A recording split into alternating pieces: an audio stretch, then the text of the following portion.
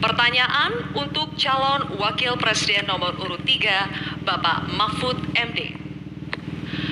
Kebijakan agraria dan sumber daya alam sering tanpa persetujuan masyarakat adat.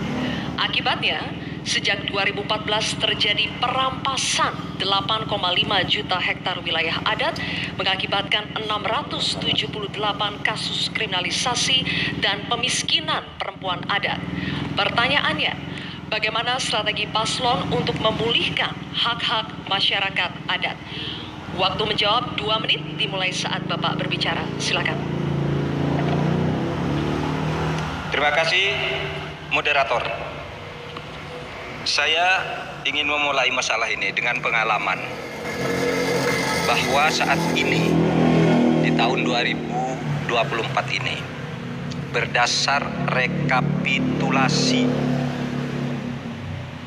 yang dibuat oleh Kemenko Polhukam dari 10.000 pengaduan, itu 2.587 adalah kasus tanah adat. Jadi ini memang masalah besar di negeri ini. Ada orang yang mengatakan, ada aturannya kan sudah ada, tinggal laksanakan. Anda semudah itu. Justru ini aparatnya yang tidak mau melaksanakan aturan. Akalnya banyak sekali. Itu 4 hari yang lalu ketika kami ketemu di KPK, saya ulangi. KPK mengatakan itu banyak tuh penguasaan tanah, izin-izin tambang. Oh, sudah dicabut nih. Saya nih, pengalaman saya juga. Ada sudah dicabut oleh Mahkamah Agung.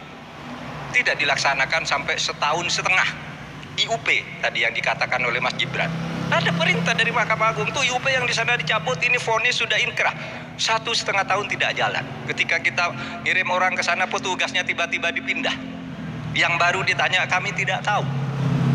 Padahal sudah terjadi eksploitasi terhadap tambang-tambang nikel kita misalnya. Nah, oleh sebab itu, kalau ditanyakan apa yang harus kita lakukan, strateginya adalah penertiban birokrasi pemerintah dan aparat penegak hukum. Karena kalau jawabannya laksanakan aturan, itu normatif. Jadi kalau aparat penegak hukum itu hanya orang paling atas yang bisa memerintahkan siapa pimpinan penegak hukum itu. Sekian. Baik, terima kasih Bapak Mahfud MD. Cukup, dan selanjutnya kami persilakan untuk calon wakil presiden nomor urut 1, Bapak Muhaimin Iskandar, untuk menanggapi. Waktunya 1 menit, Pak, dimulai saat berbicara. Silakan. Ya, terima kasih.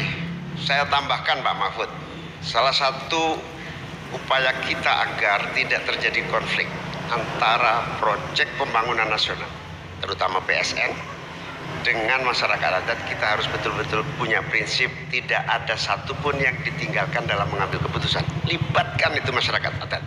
Menghormati masyarakat adat bukan memakai pakaian adat setahun sekali 17 Agustus, bukan.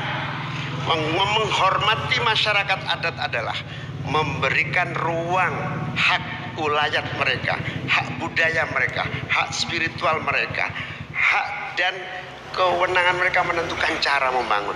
Dengan cara penghormatan itu, saya kira Pak Mahfud, apa yang saya sampaikan tadi bisa berjalan dengan lancar. Problem-problem bisa diatasi dengan baik.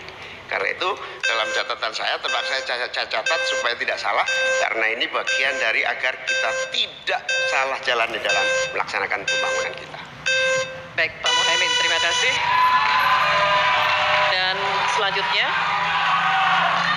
tenang ya. Kami akan persilakan calon wakil presiden nomor urut 2, Bapak Gibran Raka Buming Raka, untuk menanggapi. Waktunya sama 1 menit dimulai saat berbicara. Silakan. Baik, terima kasih Prof. Mahfud. Sebagai seorang ahli hukum, Prof. Mahfud pasti paham bahwa RUU Masyarakat Hukum Adat ini masih kita usahakan untuk didorong.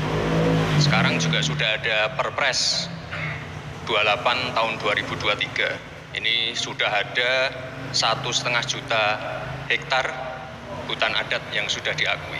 Memang kuncinya ke depan adalah kita harus perbanyak dialog dengan para tokoh adat, kepala-kepala adat, tokoh masyarakat setempat. Jadi jangan sampai ketika ada pembangunan yang masif ataupun ada PSN, jangan sampai masyarakat adat ini tersingkirkan. justru harus dirangkul dan diberikan manfaat yang sebesar-besarnya, terutama untuk masyarakat lokal, pengusaha lokal, UMKM lokal, dan termasuk masyarakat adat setempat. Terima kasih. Baik, masih ada waktunya Pak Gibran? Cukup? Oke, baik, terima kasih. Nanti ada waktunya Bapak Ibu. Kita lanjut dulu ya.